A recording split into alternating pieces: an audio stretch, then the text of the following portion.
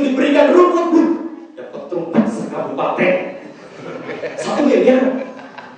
Bayangkan rumput semua, tidur kambing di rumput, pipis di rumput, makan sama pipis-pipisnya. Dasar kambing. Kambing tidak mengerti nilai berlian, yang ia tahu hanya rumput. Kenapa? Karena hidup kambing cuma melayani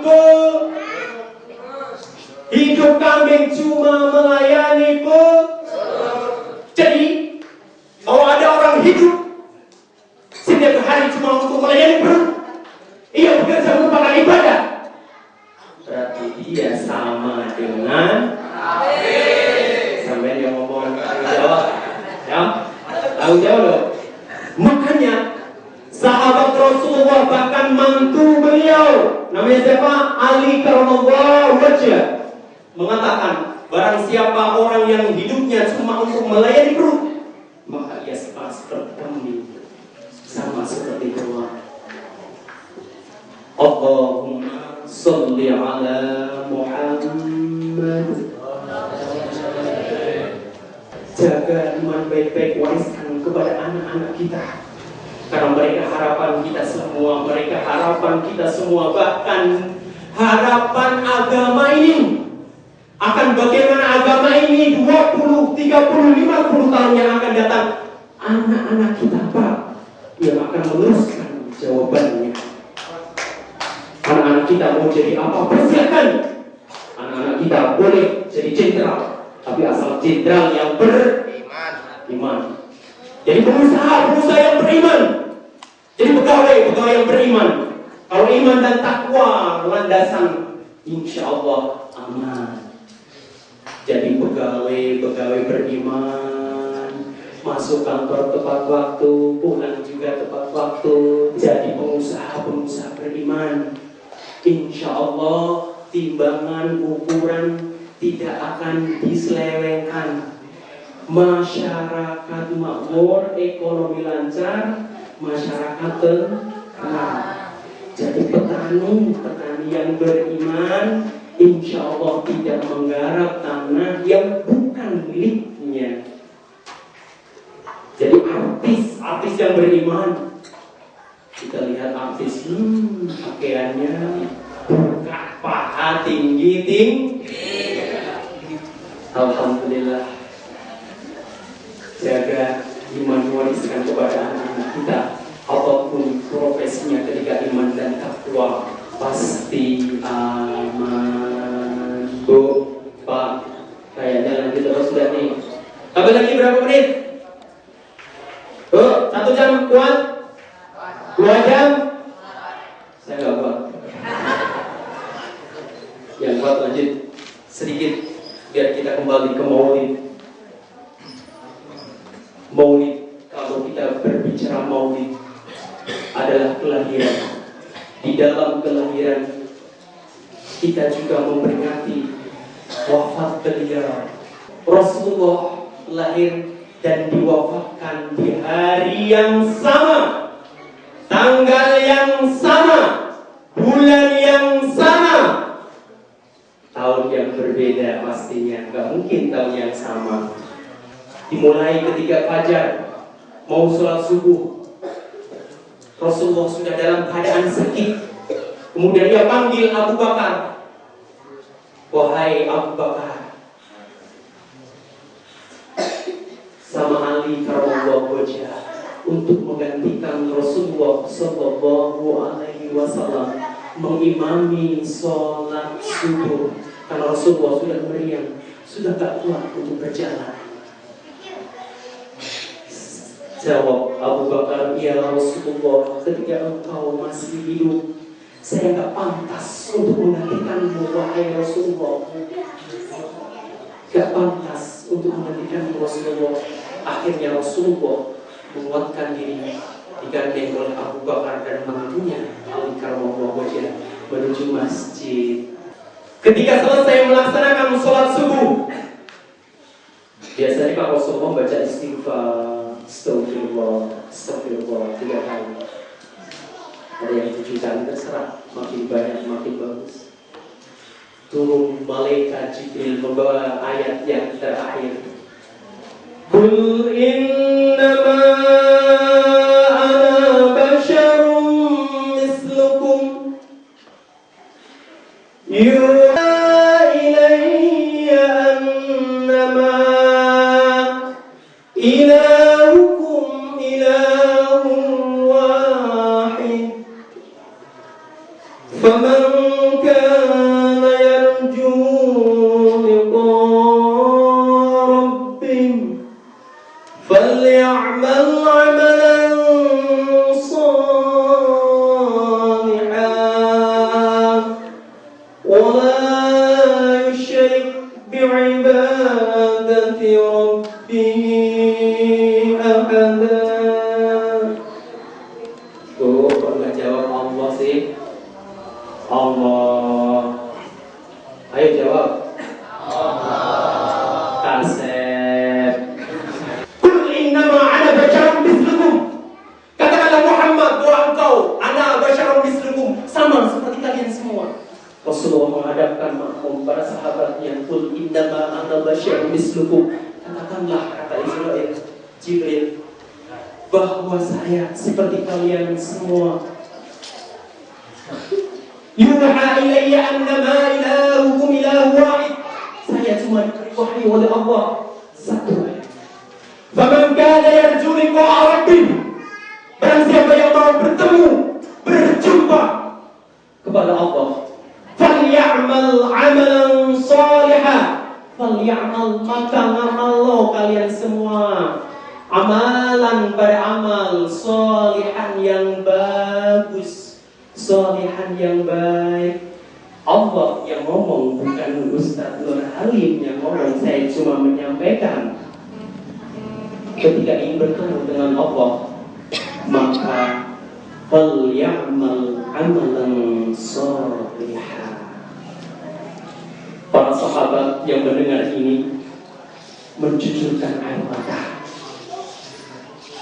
Seakan-akan dengan ayat ini menandakan bahwa sebentar lagi Rasulullah akan tiada, Rasulullah akan wafat, Rasulullah akan meninggal. Abu Bakar, Umar, Utsman, Ali menangis dan sahabat-sahabat yang lainnya menangis. Kemudian Rasulullah, karena mereka terbayang bagaimana pengorbanan Rasulullah, para sahabatnya dikejar-kejar oleh Quraisy sehingga hijrah ke Madinah. Kemudian Rasulullah pulang diantar oleh para sahabatnya. Rasulullah, lain-lain, kenapa nafas terakhirmu akan menjemputnya? Sehingga tidak lama lagi Allah memanggil malaikat Israel berangkat ke Madinah. Assalamualaikum.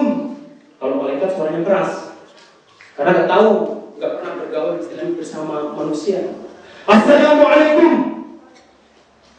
Dari dalam Fatimah menjawab, waalaikumsalam. Siapa di luar? Siapa di luar? Saya. Sampaikan kepada Muhammad, saya sudah datang.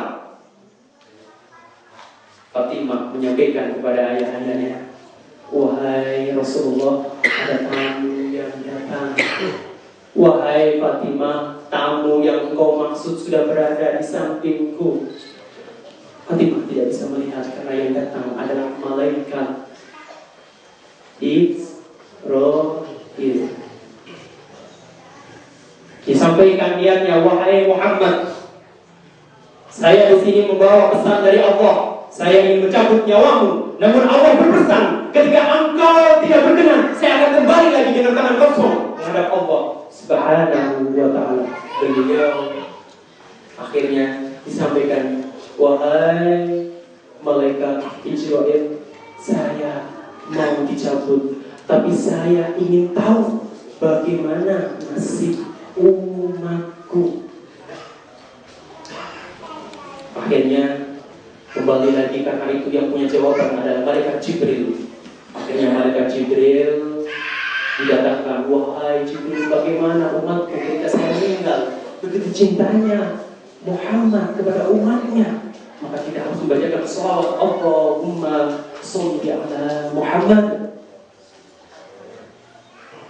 Jawabnya, umatmu Muhammad akan selamat ketika engkau umatmu masih tetap berpegang teguh kepada Al-Quran dan itulah keluar hadis yang sangat masyhur, taraktu fikum amrayni lan tadillu abadan, kitab Allah wa sunnata Rasul. Kemudian Allah setelah mendapat kabar itu, Rasulullah merelakan untuk dicabut. Setiap manusia yang hadaratul maut pasti didatangi oleh dua malaikat. Sabda Rasulullah, ketika seseorang sakaratul maut, kecuali dia didatangi oleh dua malaikat, yaitu malaikat Jibril dan Israil. Gunanya apa malaikat Jibril? Malaikat Jibril itu ketika sakaratul maut, seseorang yang didatangi adalah orang yang baik, orang yang akhlaknya baik, orang yang taat kepada Allah, orang yang hormat kepada ibunya, orang yang mengasihi keluarganya, orang yang mencari harta dengan cara yang halal. Kemudian dia kepakkan sayapnya, maka terlihatlah gambar surga yang bertingkat-tingkat, sehingga mengucapkan hada manzilatu fulan. Sangat kagetnya, terkawok-kawok malaikat ketika seorang sudah sangat maut tidak bisa mengucapkan apa-apa. Kenapa? Karena sangat herannya melihat surga yang bertingkat-tingkat.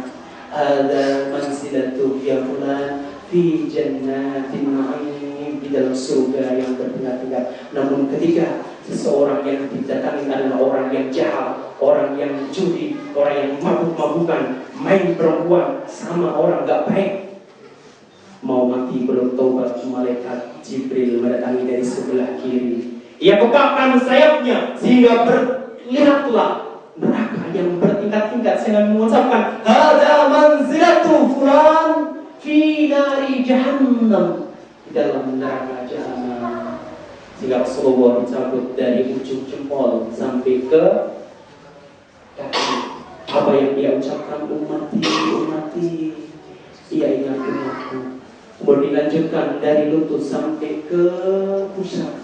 Ia juga masih mengucapkan as-sholat, ingat sholat, pesan, ingat sholat. Kemudian dari perut naik ke kerongkongan Allah. Biasanya kan dilihatkan tadi itu, Bapak Ibu juga bisa dilihat itu di neraka apa surga sudah kelihatan ketika sakaratul maut.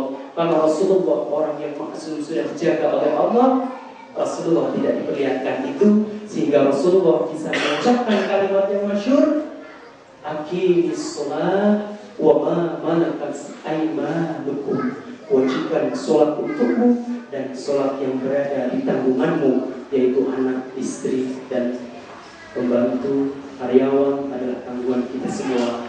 Kalau kita ingatkan, kita akan terlepas dari beban. Mau dijalankan atau tidak, yang penting mengamanatkan, memerintahkan.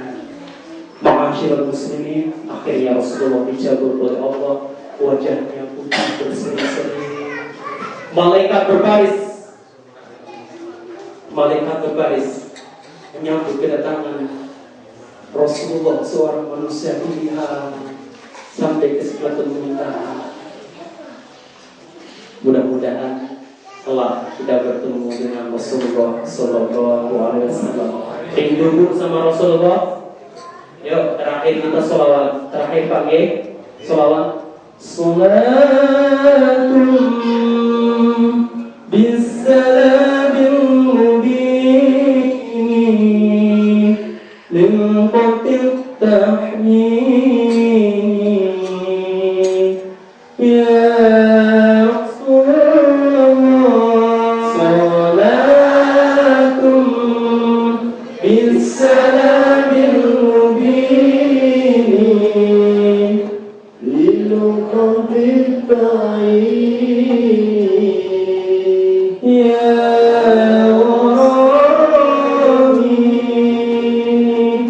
Allah.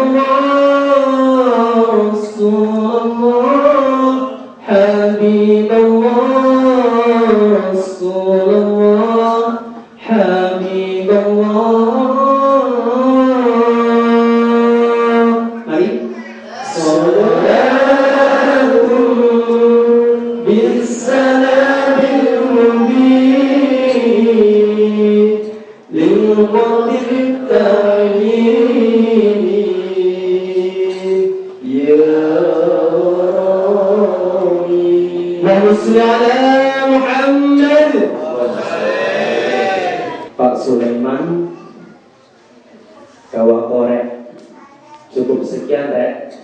Gunung Budi, Gunung Cendrawasih, cukup sekian dan terima kasih. Kurang lebihnya kami mohon maaf yang sebesarnya. Kalau kurang panggil lagi, kalau kurang puas nanti pulang di rumah masing-masing.